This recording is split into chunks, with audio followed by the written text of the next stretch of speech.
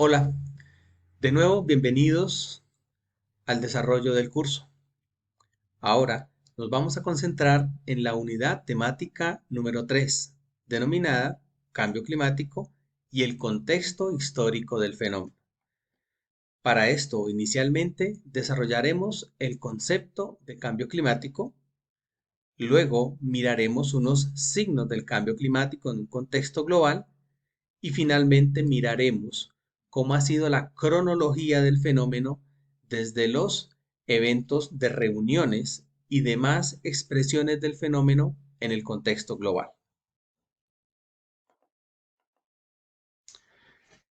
Iniciemos abordando el tema de lo que es el fenómeno natural. Y para esto nos vamos a remitir al efecto invernadero. El efecto invernadero es el que permite que la vida en el planeta sea posible. Esto porque genera unas condiciones de temperatura ideales para el desarrollo de la vida. Si el efecto invernadero no existiera, la vida en el planeta no sería posible, ya que las temperaturas serían muy inferiores y no permitirían el establecimiento de poblaciones y demás formas de vida. Básicamente, el fenómeno natural se traduce en que hay un ingreso de radiación que aumenta la temperatura en la Tierra, pero una parte de esa radiación se refleja a la atmósfera y en la atmósfera existen unas, unos gases y esos gases retienen esa temperatura y hacen posible la vida. Pero ¿qué es lo que ha sucedido? Lo que ha sucedido es que con las actividades antrópicas, ese ciclo natural de calentamiento de la superficie de la atmósfera para permitir la vida se ha alterado. Entonces pasamos a hablar ya no de un fenómeno natural, sino ahora de un fenómeno antrópico. Y se refiere a que el cambio del clima está atribuido directa o indirectamente a la actividad humana que altera la composición de la atmósfera mundial y que se suma a la variabilidad natural del clima observada durante periodos de tiempo comparables. Esta es la definición de cambio climático que nos propone el Convenio Marco de las Naciones Unidas sobre el Cambio Climático. En este punto es importante que reconozcamos cómo los seres humanos, con todas nuestras actividades, lo que estamos haciendo es modificando un patrón natural de la composición de la atmósfera. Veíamos en las unidades temáticas anteriores cómo esa capa gaseosa tiene una estructura. Las actividades que nosotros hacemos, como la dependencia de combustibles fósiles, lo que hacen es incrementar la concentración de gases y esa concentración de gases no deja que la temperatura sea la normal, sino por el contrario, que se aumenten esos valores de temperatura. Entonces vamos a tener mucho más calor y eso tiene unos efectos a largo plazo y es lo que conocemos como el cambio climático. Así las cosas, tenemos un escenario de un fenómeno natural, el efecto invernadero, y lo que hemos hecho con el tiempo es modificar ese fenómeno natural para que hoy en día tengamos lo que denominamos cambio climático. Miremos el siguiente video.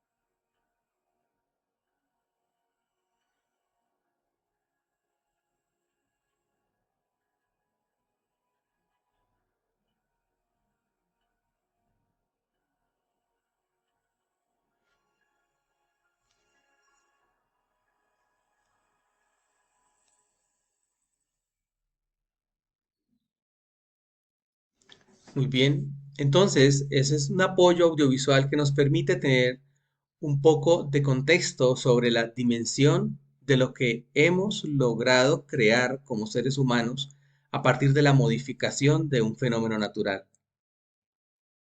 Continuamos. Ahora miremos los signos del cambio climático. He querido traer aquí 8 propuestas de signos, los cuales seguramente en sus lugares de trabajo, en sus contextos de territorio, han sido igualmente visibles. Miremoslos en detalle. El aumento de las concentraciones de dióxido de carbono. Todo esto por el desarrollo de actividades industriales dependientes de combustibles fósiles. El aumento del nivel del mar en las zonas litorales. El aumento de la temperatura de la superficie marina y el aumento de la humedad. Estos 4 primeros signos del cambio climático evidencian cómo las actividades antrópicas han modificado el escenario natural con aumentos. Muchos de ellos aumentos de los elementos del clima desarrollados igualmente en las unidades temáticas anteriores.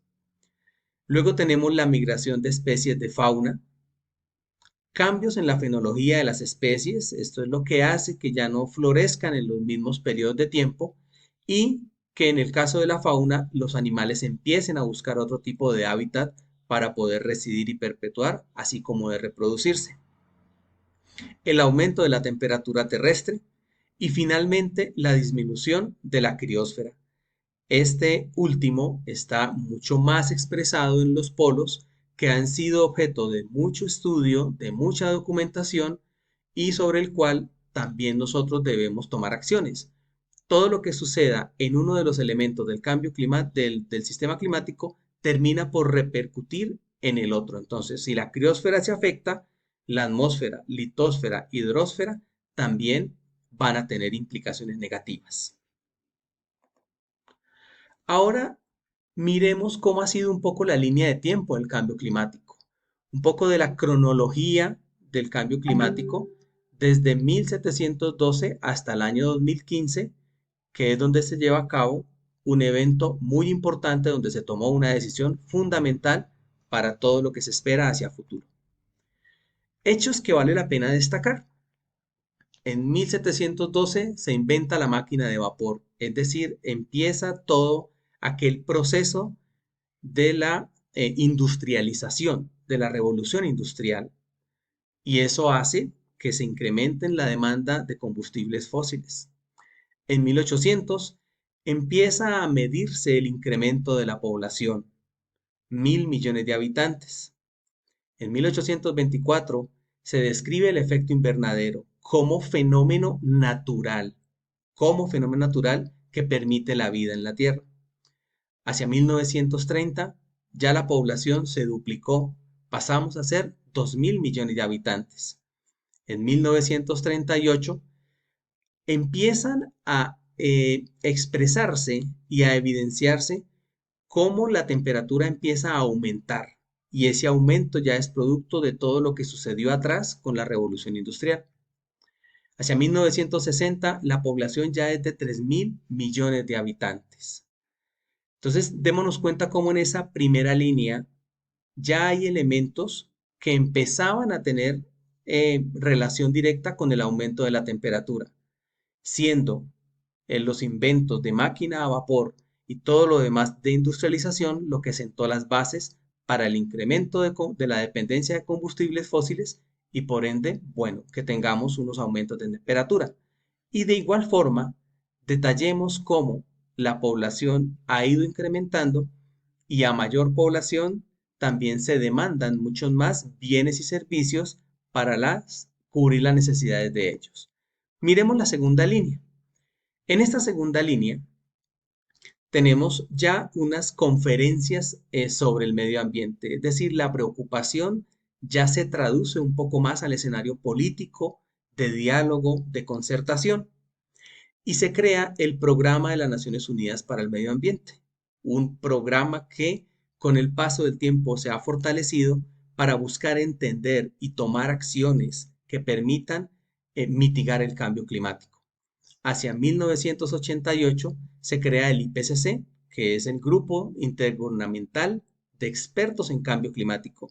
Es la máxima autoridad en temas de cambio climático y son quienes emiten informes para plasmar cómo se está evidenciando el fenómeno a nivel global.